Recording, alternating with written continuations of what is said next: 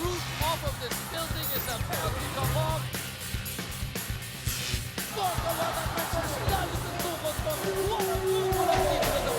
Crossover again. Romeo. Axel breaker. What a shot. Mula kay Carlo. Going left, going right, and straight to goal! Right now, he's unstoppable. JC is down. Sky for that dunk.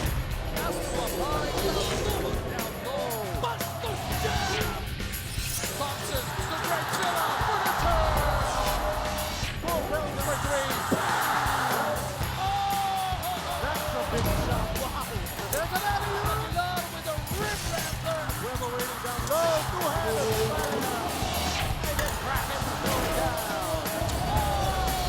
Spider-Man. Use the atake. Lamba. And the center of this crowd roar. Balik dito sa Mawa ang PBA. Balik na rin ang Alaska. At alam naman natin na nangyari ng Philippine Cup. Gustong makabawi agad ng Alaska. And nandito rin ang Blackwater Elite. Gusto rin umarangkada pagkatapos ng isang panalo. Kaya itong dalawang kupunan, Kinito Henson, ay hungrier than ever. Pag-uusapan naman natin ng Beansies ngayon. Baka pagka nilabas, hindi pag-uusapan. Teka muna. Okay, Antayin natin sige, makasama sige. natin. Antayin natin yung cue natin. Samantala, underway na po natin ang laro natin. Malaking bagay sa kanila si Dosher kasi nga nakatulong sa kanila dati para manalo ng isang corona. Tony de la Cruz, hiningin in transition. At pansinin natin itong starting lineup ng Alaska. Of course, alam natin ang style ng Alaska, pressure. Yan ang ginagawa nila ngayon. They're pressing, tuloy. Pauls Casio. Oo, na-foul si Casio. But si Calvin Abueva, who started in only one game all of last conference, now starting in this first game sa ating Commissioner's Cup. That I think tells you or gives you an idea kung anong pinaplano dito ni Coach Alex Compton. He wants to start strong. I guess And he so. wants to be able to develop yung kind of consistency na kailangan nila from someone like a Calvin Abueva because he means so much to this team. At ayun, umarangkada ka agad. Forto natin ang Alaska. Ito, kailangan sumagot ka agad itong Blackwater. They're trying to slow it down. Cortez, slowing it down as well. Whatever, itong Alaska, this is very uncharacteristic para sa kanila. They've scored all their points in transition on fast breaks. But also because they're doing it with good defense on the other end of the floor. Correct. Kanya sila nakakakuha ng pagkakataon na tumakbo.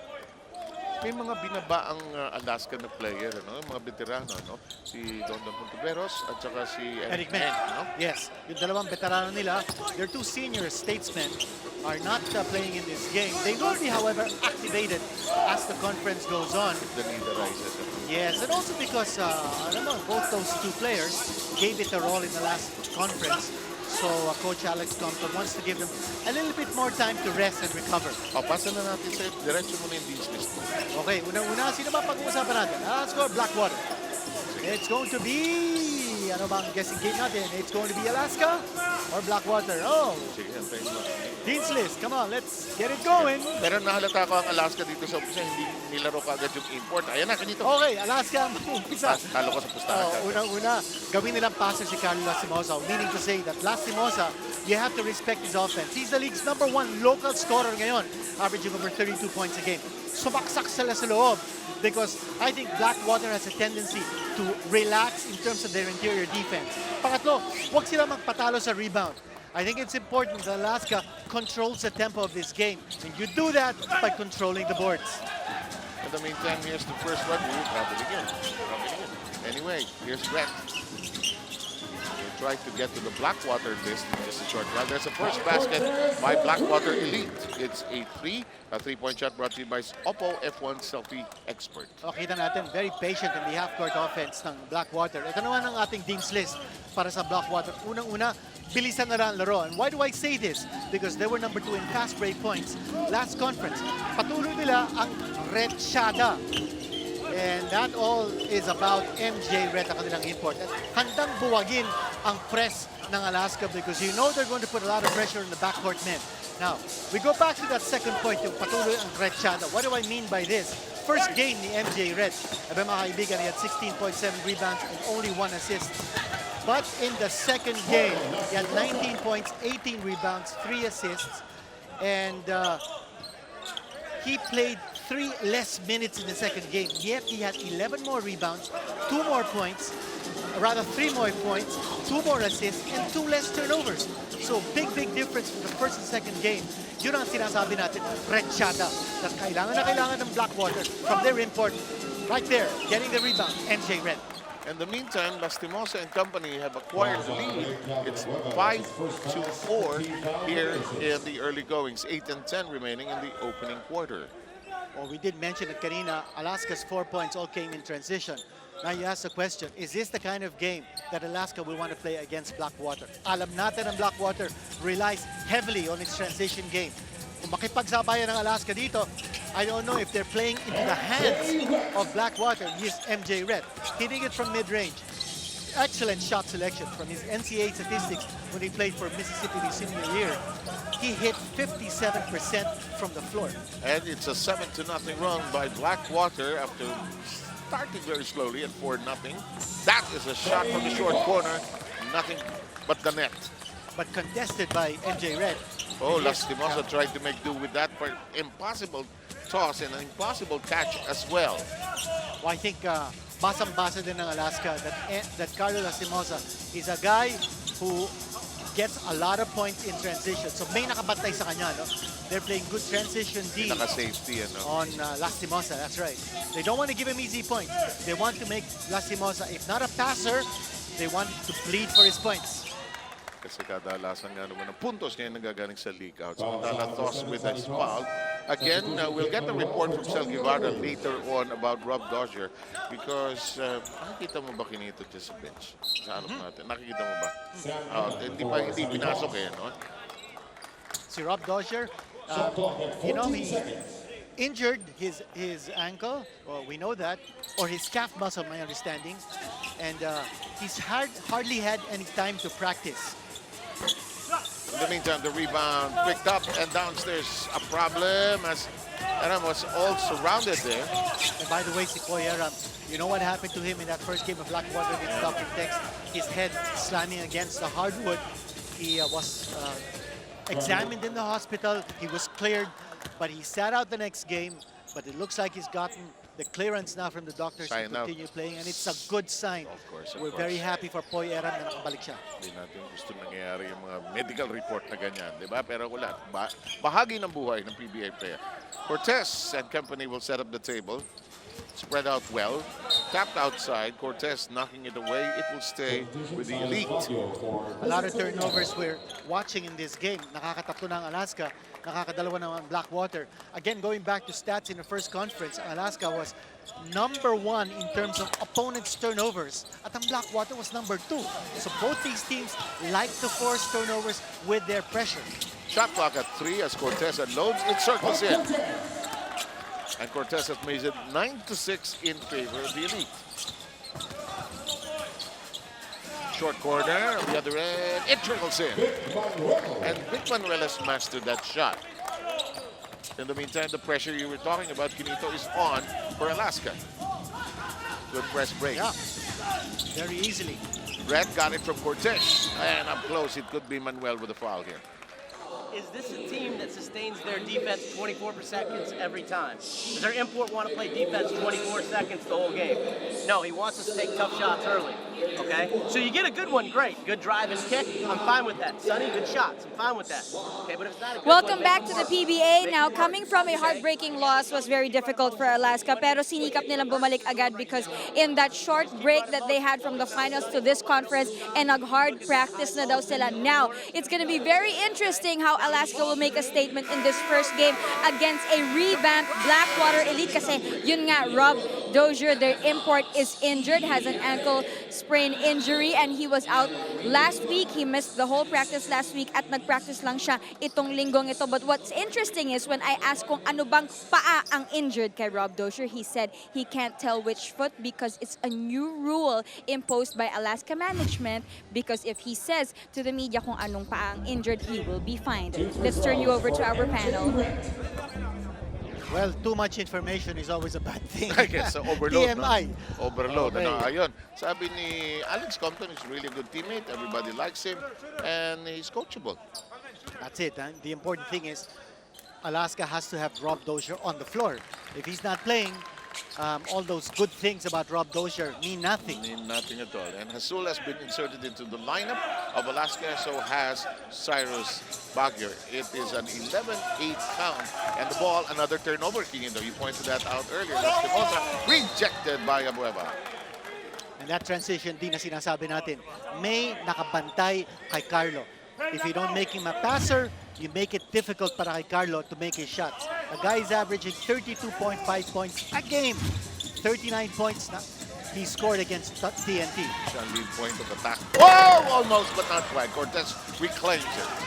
Shot clock at 4. The kick outside. De La Cruz was asking for it. The ball refuses to stay down. Abueva cleans it up. Here's Hasul driving hard. Taken away. That's legal. That's okay. A great job here by MJ Red. The way he's protecting the basket. He's chasing after every ball. I think yun ang pinopoint out ni Alex Compton doon sa timeout nila kanina na this is an import ng kalaban nila who likes to play defense. And not only that, he's full of energy. He's 23 years old. Batang-bata siya. At napagsabihan niya. After the first game where he played so-so, yung kanyang team manager or one of their team managers ng Blackwater, si Johnson Martinez, sinabi sa akin, he was threatened. MJ Red was told, if he doesn't shape up, he'll be shipped out. Obvious na makinig, ano? Obvious na makinig so far. Samantala, it's Blackwater Elite. Lastimosa pops right. Elbow, no. Baguio forward to Vic Manuel, who drives hard, gets it to go. Now, this is going to be a back-and-forth game. You expect a high-scoring ball game. Pareho silang tumatakbo rito. In the meantime, the school play is brought to you by Hitachi. 3 world-class innovations, one name in air conditioning, Hitachi. 14-10 is the count, 4:30 remaining in this opening quarter. We're reporting to you from the Mall of Asia Arena back here for the Oppo Commissioner's Cup. Red is in the backcourt. And it's broken again. Mukhang handa naman ang Blackwater para dito sa presyo ng Alaska. This team likes to run. Here we go again. MJ Red. Parang rewind lang yung digital. He has done so much to this team. Ito, let's read what Coach Lyle Zach said about MJ Red, and you saw that on your screens. Ano maganda yung pagkaka-edit mo eh. Shape up or shape out. Ganun ba? And ito talagang pinahihirapan ng Blackwater ang Alaska to score from the inside. They've got Epoy Aram and MJ Red protecting that rim. And Alaska having a difficult time getting the layups to fall. Shot clock coming down to 11. Cortez with the runner. Glass. And a foul has been whistled. Defense of Blackwater has been outstanding in the interior. Sel, what do you have? Well, after those 2 dunks by Blackwater import MJ Red, I'm pretty sure the Blackwater coaches were pleasantly surprised kasi ang remark nila sa kanilang import, yes, he is athletic, yes, he is coachable, pero they're still looking for that aggressiveness and that strong personality from their very young import at mukhang yun na nga ang hinihintay nilang kasagot. Back to you. And I guess the new imports realize that all of a sudden, we've seen that through the years. They do have to play a larger role in the scheme of things. That's right, but kausap natin si MJ kanina. Of course, MJ means Malcolm Julian, doesn't mean Michael Jordan. But he did say that he's very happy in his situation. Na meron siyang mga naaasahan na local who can score. He was saying that you've got an import who can score 50 points, but he's not going to be able to do that on a consistent basis. But look at MJ Red. Getting those rebounds and Great another pass. fast break Great pass. opportunity. Great threading of the needle by Cortez to Reyes. Cortez is really piling up the assists. Oh, He's making this team go. 22 to 10. You know, when Cortez first made it to the Philippines, one of the most impressive things aside from his shooting was his assists actually. Banchero has it. Shot clock coming down to 10. Chris Banchero eludes Reyes. But Reyes, I think, gave up the foul.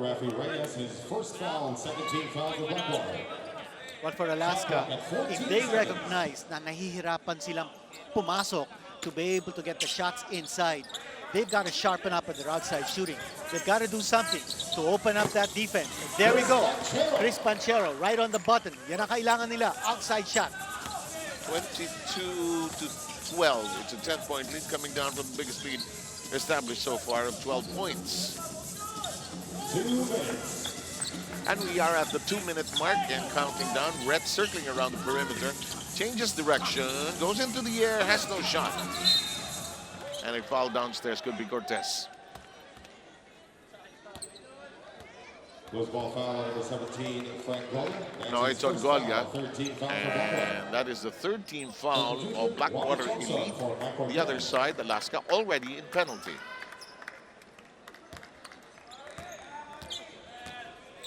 Parang itong PBA season na ito, daming small guards na yung mga agresibong maliliit. Dami nila. Bawat team yata meron eh. Oh, Ito sinasabi natin yung outside shooting yeah, ng Alaska. dalawa na sila. Dalawang sunod, and that's to be able to answer yung problema ng interior defense na pinapakita ng Blackwater. Here's Red on the kick out. Reyes for 3. Yes, it's a 3-point shot. An Oppo F1 selfie-expert 3-point shot. And this MJ Red, showing that he also can pass the ball. Eh, yun yung Talk of sinasabi an mo assist. na may tiwala siya doon sa mga teammates. Yeah. niya. Ball on the ground. Big Manuel, cross-court to the other end of the universe. Shot clock at 5. Hasul is fouled off the dribble. Foul is on number 2, MJ Rhett. His It first is foul. on Rhett. 14 foul for Rhett with his Blackwater. first foul, 14 machine. and both teams are in penalty. And what basketball IQ pinakita dun ni RJ Azul in attacking the much slower MJ Red, who's actually quick, but not as quick as Azul. And there's another 3-point basket. Tatlong sunod-sunod na outside shots coming from maliit, Alaska. Isang may 15-footer, tapos dalawang tres galing kay Baguio. Reyes to Red. Red thinking about a shot, decides to pass off to Cervantes. Real looking inside. Shot clock at 6. He's embattled. He kicks it out. Is there a shot coming up? There it is. No. It bounces away. And we are down to 31.7 seconds.